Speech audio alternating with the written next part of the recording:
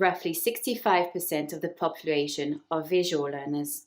This means you're likely to be one of them. And even if you're not, in this video, I'm going to teach you 4 ways of creating effective mental images that can help you improve your language learning. Hi there, my name is Lisa Joy. I'm one of the English tutors at Mosalingua and also a language learner myself. So today I want to share with you one tip that I use and recommend to my students when learning new vocabulary. Use mental images. You see, our brain functions through images. Let's do a quick test so that you can understand this. But wait, before we carry on, please like this video and subscribe to our YouTube channel to be sure to get all the tips and hacks that our team of language lovers and experts have to share. Done? Great. Back to the topic at hand. I want you to think about your last trip to the supermarket and try to remember as many details you can about that moment. Think of specific things like the items you purchased, whether you grabbed a basket to shop or a trolley. Were you by yourself or with someone? How did you pay at the till? Pause the video for a few seconds if you need to, and even close your eyes if you feel it helps. Okay, done. Now let me ask you one question. How did you just remember this event in your mind? Was it in the form of words, sounds, or images? I bet you answered images. Am I correct? If you did, you're probably a visual learner, like me. Or maybe you received some other kind of input that triggered your memory. Let me know in the comments. Now that you understand what I mean by our brain functions through images, let's take things to the next level and copy what memory geniuses do to remember things.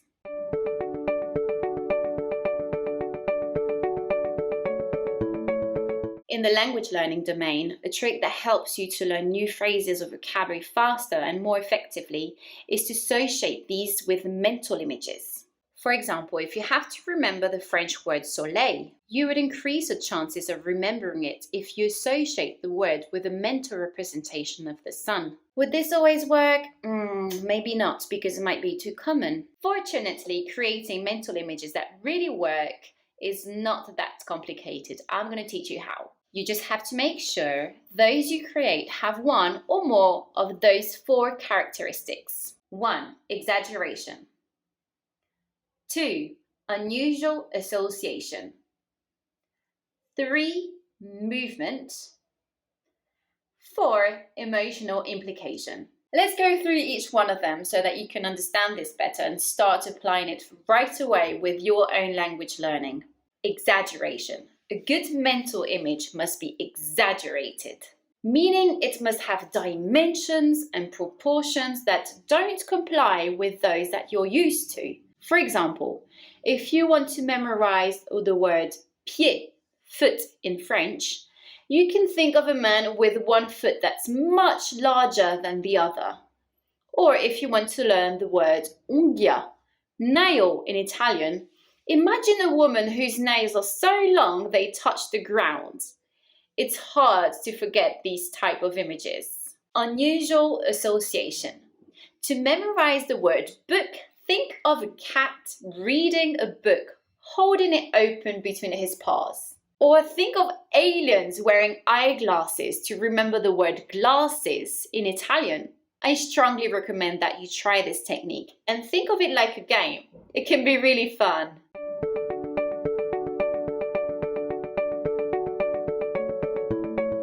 Did you know your attention is stimulated even more by movement than by stationary things? This is why moving images are better recorded in your brain, and that makes them harder to forget.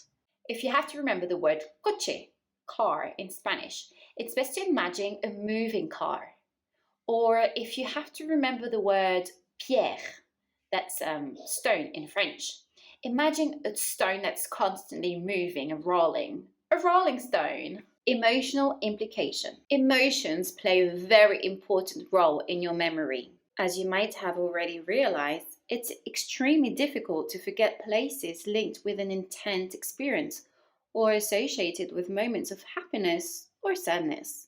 We're often surprised that we can remember the smallest details of these memories, whilst we can pass the same building on the way to work without ever noticing its color or how many floors it has. If you were old enough at the time, I'm sure that you remember precisely where you were and what you were doing when you learned of the events of September 11th, 2001, which was a very emotionally charged day. That's why every time I learn the word dog in a new language, for example, perro in Spanish, I associate this word with Mika. That's the name of my dog. Mika, perro. That's it. See how easy these techniques are? What are you waiting for to create your own effective mental images? Share with us some of your ideas in the comment box and let us know which of these 4 techniques you preferred using. One last note though. The more personal they are, the easier they will be to remember. The act itself of conjuring a mental image will help you in the memorization process. Mental images are more effective if you create them yourself. So there you are. Be creative and have fun. Bye for now. Say bye, perro. Ciao. If you learned something new from this video, give it a thumbs up. Then hit subscribe and turn on your notifications. Have a look around our channel for more hacks and tips.